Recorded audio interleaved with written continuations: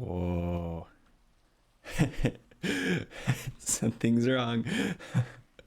Okay, hey, welcome to Command Block Survival. We are in a snapshot, which is why things are broken. I was also curious, one of the things they improved was performance updates. And usually my world's super laggy when I load in, and that is not true today. Wow, yeah, okay. There's a definite performance, like a noticeable performance difference. I don't know if that would apply to any world or just Datapack ones. They have a lot of extra stuff, but woohoo, that is cool. I may be seeing how they're getting their performance improvements. There's lines far away. That's weird. Oh, you can just, oh, that probably gets compressed. You can't really see it, but there's definitely some lines on the grass. Okay, there's a lot of cool stuff. There's, you know what? We're going to start off with potentially the coolest thing they added. And there was actually a lot of Datapack stuff. I marked down like about 10 things. We might not get to all of them. How does this work? I hope I'm typing this in right, but they added input. Like, this has some huge implications. Not a map forward. Is it a true false thing here? Oh, I think that worked. Okay, wait, let's slap this in a command block. Let me just show you what, oh, that's right. Everything's broken. How are we gonna do this? Oh, okay, those black lines are gross. I wonder if that's possible to change. But yeah, hopefully we can... Oh wait, no, I can't even open a command block because the datapack's busted. Well, I suppose that means we can do this manually? Wow, it's not even changing me back. That's crazy. Okie dokie. So we slap that test in. And what this will do is it will, no joke, test for if we're moving forward or holding forward, I think. Assuming I actually, you know, told this command block what player to execute it from. Look at that. Wow. Oh my word. So it detects if you press only if you press forward. And importantly, only as long as you're pressing forward. So, okay, you can test if they're pressing forward. I guess that's fine. But where it really gets cool, really gets cool, is you can detect if they pressed space or shift. So you can detect whether the key is actually pressed. Actually, let's just do, let's do shift here. Sorry, sneak. So it triggers when we're pressing sneak, but okay, that's why I have the command block thing. So it can automatically set me back in survival so I don't accidentally do anything stupid. We need blocks, preferably a slab here. So if we set a thing there and we shift, okay, you know, we're pressing shift. Now I'm letting go of shift here and I want to see, oh, so technically, the game, like if we were doing a normal predicate, like even what the command block stuff runs off of, it would detect us as shifting right now because our player model is physically shifting. Why is my netherite armored diamond? What? Okay, there's some texture issues. Oh, that's gonna be funny, this whole episode. But yeah, look at, oh my goodness. That is so cool. Now my guess here, I haven't tested any of this. My guess is that there's more stuff. So if we are, you know, crawling, what happens if we press shift? Oh, so you can just detect the player input and not like, oh my goodness, we gotta try. There's a few different projects we can use this on. Oh, this is like Christmas. Okay, I figured out one error.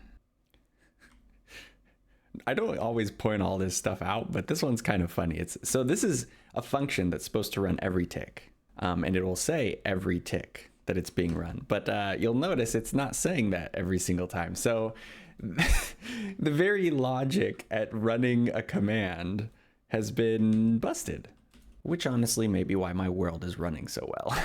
There's not just data packs all over the place. Aha. Look at this error. Okay, couldn't load tag Minecraft tick, which is what I was talking about here. And this is going to be pretty relevant, pretty quick. Couldn't load Talon space every tick.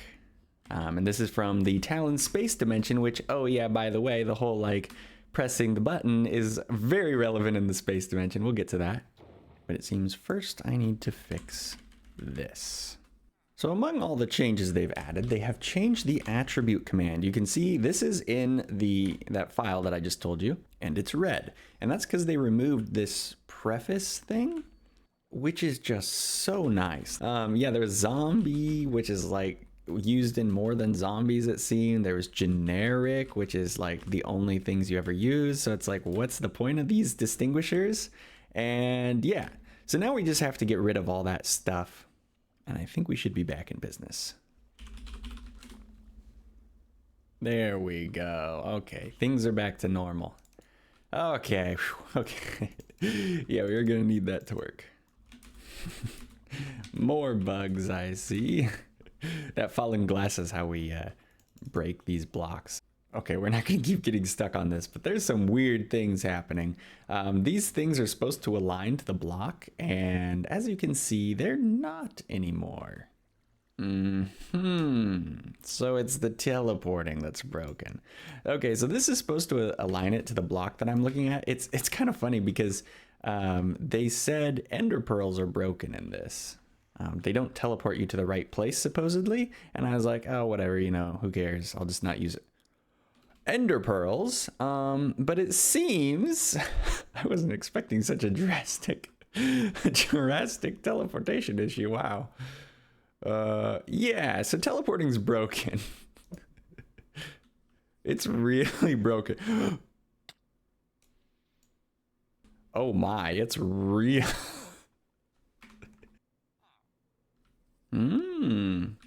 There's the new redstone texture. Personally, I'm in the camp of go with the orangey red texture from before, but keep the outline, because the outline is pretty cool. Whoa, he has a really long reach. Okay, so I have a temporary fix, so we can actually use command blocks and therefore, you know, do the new stuff. Oh my word. I think the teleport changes are going in a good direction because I had to change, like, basically this. I had to just change to this to get to the center of the block, which that's more intuitive. So I do think they're headed in the right direction. It might be one of those things that's more consistent when the final version comes out. But so the way that command blocks work right now is we can't place them here, right? So I added a new predicate, is holding sneak as opposed to our old is sneaking. And I just changed it in 2 places in the data pack. And if I'm not mistaken, oh yes. Oh man, that's awesome. And if I'm not holding shift, you can see I hold shift. Oh, that's awesome. There is actually, you would be surprised how often I want to squeeze command blocks into a 1 high spot. I believe this also means I can place it, yeah, when swimming. Cool. So where else can we use this cool new feature? Well, our space dimension. I don't know how this ender pearl is going to work. I don't have elytra. So that portal teleports us to this point, which is checked by a command block. And that command block teleports us here to the space dimension. Oh boy. The thing about the space dimension is the gravity isn't working. Uh-oh. Oh, there was a shrieker. Ah. So there's the alien of our space dimension. I'm gonna run away here before I fix this. Oh, just in time. I think we may be able to outrun. Oh, I don't think the phantom can get us as easily here. Phantoms don't spawn in the asteroid biome. Okay, so what I was trying to say before actually relates directly to the gravity. So we can go up and down in this 0G environment by sprinting to go up and shifting to go down. Pretty simple. But the problem becomes, like, if we are in well, I'll just make one here. If we're in a one wide hole like this, oh, too far. You can't sprint into a wall. You can hear me pressing my sprint key, which is R. I know I'm probably a little weird, but you have to kind of like go back and forth. Not ideal, not to mention the fact that if we want to sprint and like go fast forward, we're guaranteed to just like float upward, which maybe we don't want to. Maybe we want to just go straight. But with these new input predicates, we could potentially detect for pressing spacebar. And what's cool about this is I only have to change a very small thing. So before I was tracking it with is sprinting, that predicate, and then I just change it to this new predicate, is holding jump. So now, oh, it's creative flight. Oh, that's cool. It's if I'm holding spacebar. So, because the thing is you can't track jump in, are you serious? Oh, I shouldn't go too far away actually. I'm gonna lose oxygen. We have to stay by the skulk to fill up that oxygen bar. But anyway, you can't track jump when you're in space because you're floating, and so you can't like jump off of anything except for if you're like right on the ground, then you can kind of do like a little moon jump. But this just feels way more natural because now I can sprint going any direction. So I can sprint down or I can sprint up. Oh, that's so much better. Input predicates, let me tell you. These things are cool. I guarantee you people are using these. And let's see how it works in a little one wide hole. Oh, get away. Oh yeah, I just pressed space to go up. It's so natural because of, you know, creative mode. Oh man, that design is just better for this data pack because it's intuitive. And we can be facing against the wall and just go straight up. It may seem like a small thing, but it's the small things that you use all the time that make a big difference when you change them, like this. Oh, I love it. That's so fun. But yeah, that input predicate is pretty powerful. Now you might be thinking, hey, you know, what else can it test? Can it test left clicks and right clicks? Actually, no, it can't, but there's something else that we can do. Look at the texture on this flower. There's just an invisible wall there. It disappears unless you're looking at it straight on. Kind of weird. Yeah, so the way that right-clicking used to work is you would detect like item used. So you could kind of cheese that. Like if I do this, you see how my hand kind of swings? That would count as an item used. Or obviously if I place the crafting table, it would count as an item used. But there'd be some items that you could never do anything with. But they've added something that makes the consumed advancement a bit more useful. So this is the regular advancement. It detects when you eat something or when you consume an item. So it could be like a potion or something too. But there's a new tag where we can make some random item be consumable, I think. So I believe kind of how there's another tag that does something a little bit similar, but this makes it so, yeah, so we can eat obsidian. It's like, okay, that's kind of weird. Why would you do that? But unlike the food one, we can actually modify more things. So there's quite a few options that we have here. We can make it consume like instantly. We can change the animation, couldn't spell it, because the default animation is like an eating one, but we could do none, we could do spear. Well, let's just try spear. There's also block is probably the one that we would actually use, and we can change whether those little particles like pop off of it. So this should be eaten really fast. Whoa. Did you see that? It like floated up. That was the spear animation, I guess. And we can add like sound effects to it and stuff.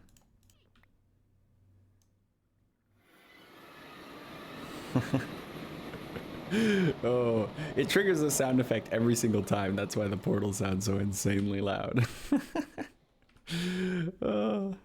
But you can see we can basically make like an instant consumable item where we use it up.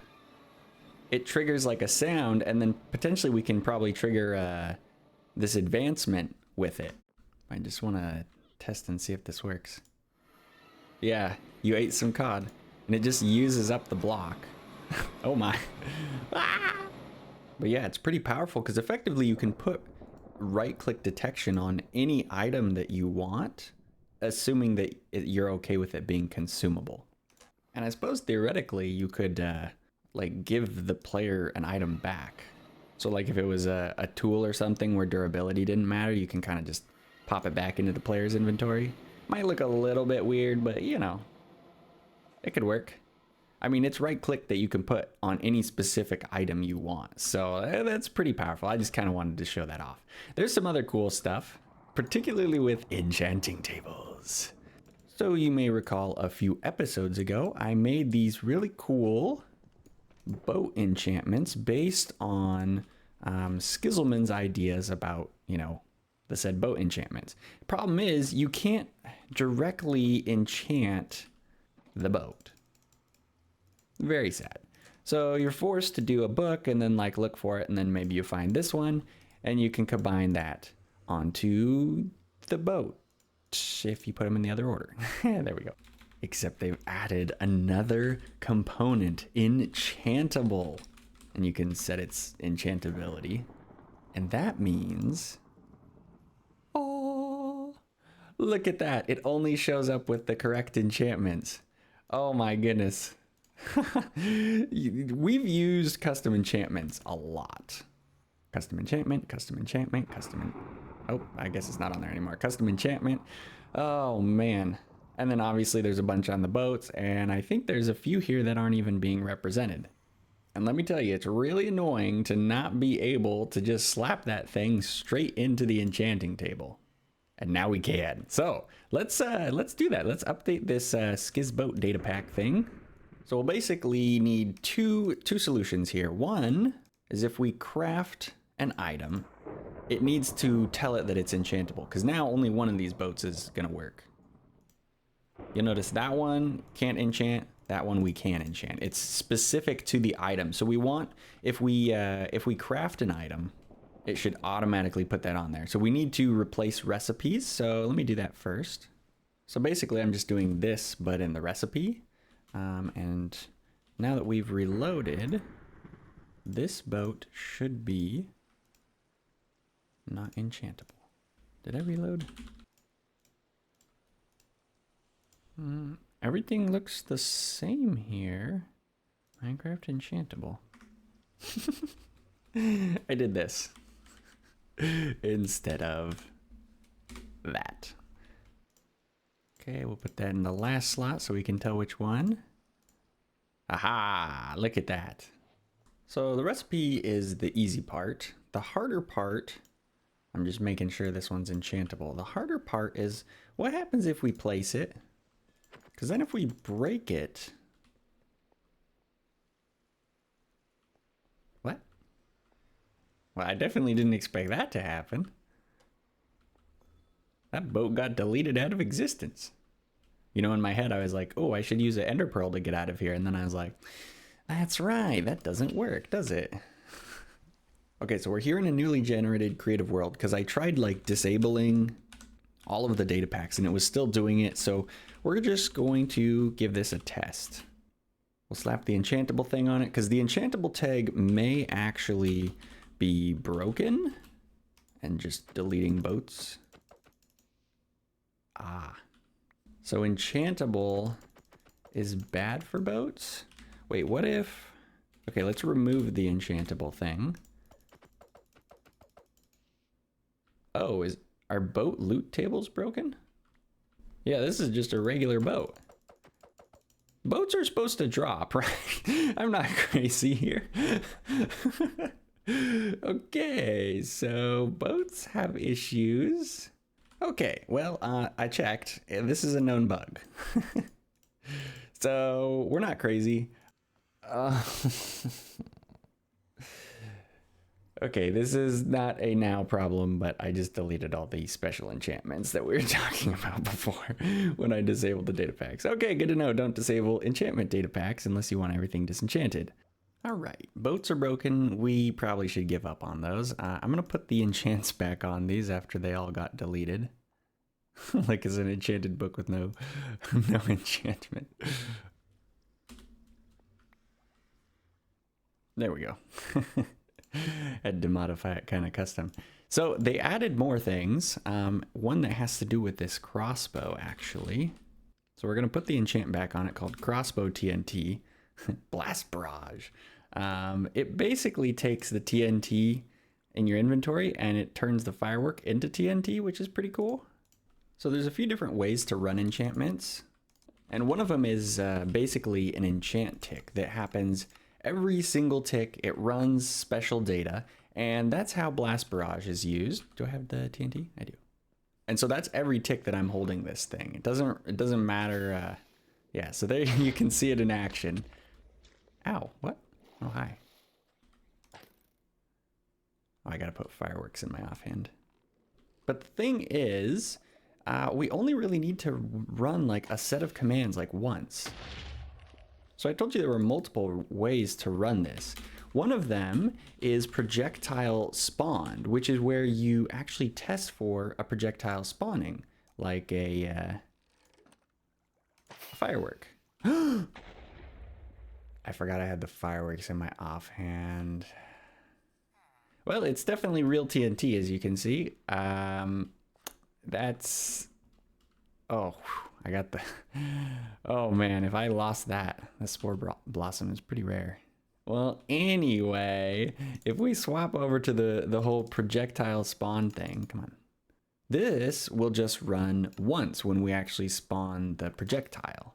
And before it wasn't working for arrows or firework rockets or like anything pretty much, but they updated it. Okay, so I've set it up to display a little message because I'm not confident enough to just go full bore, you know?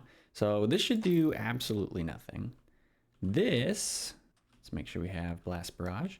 If we load the firework, we should get a different message.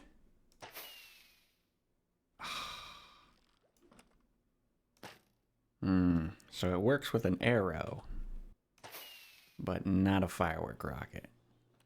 Okay, that's just false in the thing. It can't detect if a projectile spawned if it's a firework rocket. Hang on a second. I might have figured out the inconsistency, and it might just be me being dumb. So the crossbow firework might be messed up, but the fact that I saw firework rocket added to projectile spawned makes... Aha. It means literally a firework. Okay. So it wasn't inaccurate. Just kind of disappointing. It doesn't work on a firework rocket from a crossbow. I mean, they have to be like really similar entities. I mean, they're like called the same thing. So I don't know. On a positive note, though, there's actually a large amount of things that were added to the projectile spawn. Yeah. Snowballs are on that list now, too. I mean, that's basically a right-click detection system. I mean, they added a lot of stuff. Anything that spawns a projectile, I don't think they've added everything, but it's pretty close. Woo! Oh, hey, we didn't actually spawn that far away from base this time. And here's potentially the best one. Fishing rods. You can detect fishing rods with projectile spawned, and you'll notice it's always triggering from the entity that gets summoned. Like, not from us. So like throw an ender pearl, snowball, wind charge, fishing bobber. So that's the... I think it's executing it like pretty quickly after it spawns. So like if you were pulling the location, it'd be right here, not like, you know, way over here. But you could theoretically have something running, and at any rate, it's right-click detection.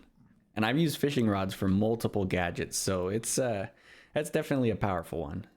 Man, I've been looking for a while now, and I haven't found any of the last two things that I wanted to show you. So I'm going to see if we can make it happen. So supposedly they added some extra baby creatures, one of them being a squid.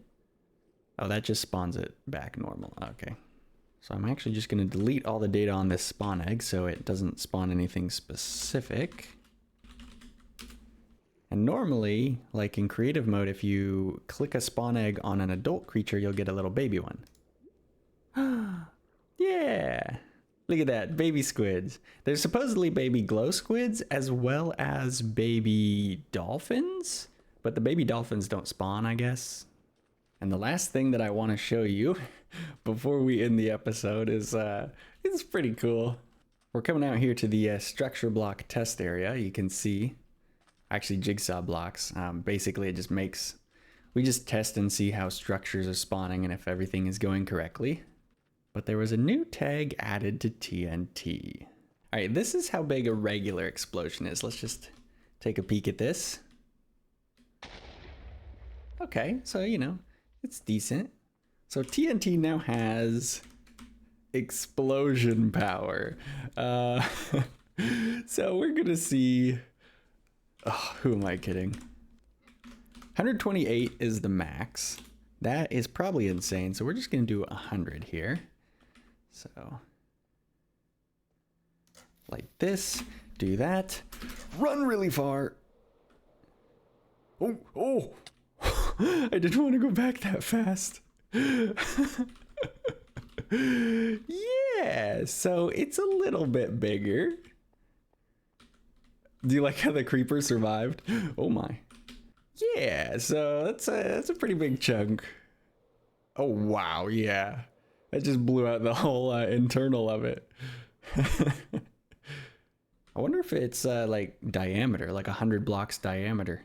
It's pretty big. Maybe this tag can redeem our TNT crossbow.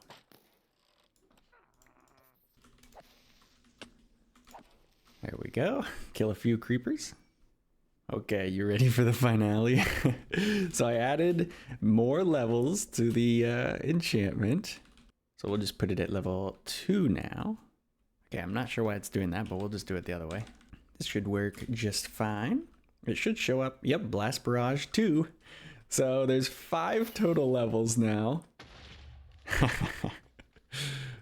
That was level 2. And I made it have increasingly, like the explosion power doubles at each level. Cause you know, you have to combine like 2 level 2 enchant. Ooh. Excuse me? If it could blow me up from there, that was only like 30. Explosion power 30. Oh, I was scared. I was scared. I wasn't sure if there was like a second TNT or something that hit me, but I guess it was that one. I wonder if it fell down a little bit right before it exploded or something. Because it looked too far away to hit me, but I could be wrong. One thing's for sure, that was very much a larger explosion radius. So for the last one, we'll put it up to the max, which is 5. Oh man, there we go. It's 120 explosion power, so we might need to run away. Here we go. Oh, that hit me? Oh my word. Did you see all that sand falling? Whoa, I did a skip, elytra skip. Oh my goodness gracious. That's a big explosion radius. That's a fun addition to this crossbow TNT. That makes that a little bit more fun to play with. I'll put it back to what it was at the beginning, so it's... Because technically we cheated to get it higher levels. Part of the point of like having the explosion radius double is like, you know, you need 2 level 2s to get level 3, 2 level 3s, you know, all that. So... Anyway, I think that's going to do it for today. I hope you guys enjoyed our snapshot exploration. It was pretty fun. The input predicate, man, that has to be one of the coolest things that they've added. Who knows, maybe we'll get lucky and they'll add a left and right click even to it. That'd be pretty crazy. Oh my, so much destruction. But yeah, that is going to do it for me. So I'll catch you in the next one.